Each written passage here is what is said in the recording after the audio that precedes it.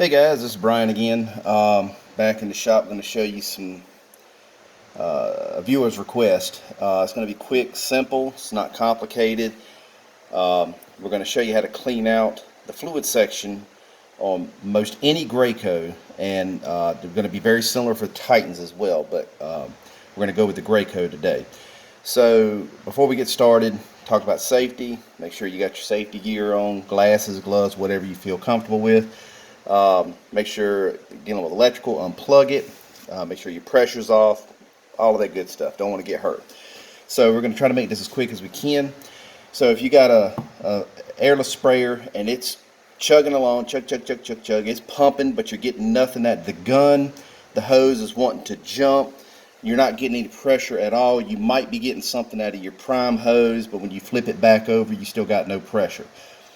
More than likely, you're going to have something stuck in the fluid section. The upper or the lower ball is going to have trash in it.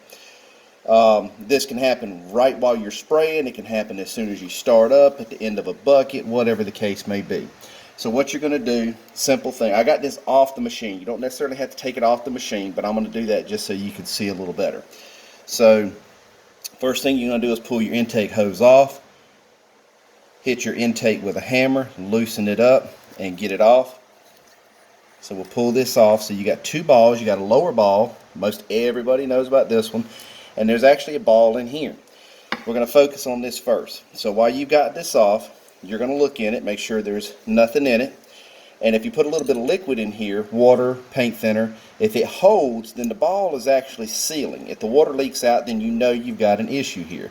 So you can come in from the bottom and push this through, or if you come from the top, you can just fish around and knock the ball loose and make sure there's no trash in it. That's usually the best way to go about this initially, because once you start taking this out, you've got the ball guide, the ball, the seat, and a gasket, and if you put it in the wrong order or lose something, then you're screwed. So if you can keep it together, just stick something thin. It doesn't have to be this. It could be a screwdriver, whatever. Fish that ball around, make sure it's moving, and then fill it with liquid. If the liquid holds, you're good. Alright, so that's clear. So then you're going to come to the fluid section, and it's a little hard to see. Let me grab a flashlight.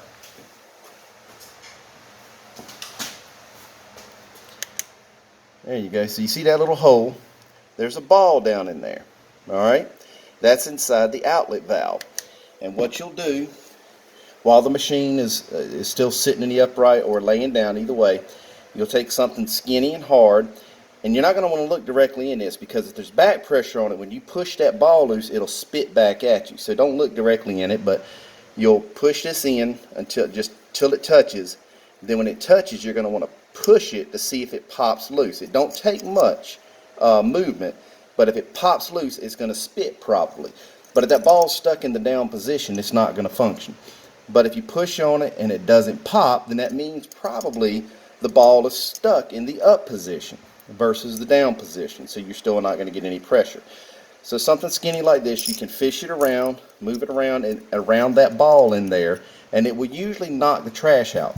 And if you stick your flashlight in, a lot of times on that ball, you'll be able to see whatever's obstructing the ball.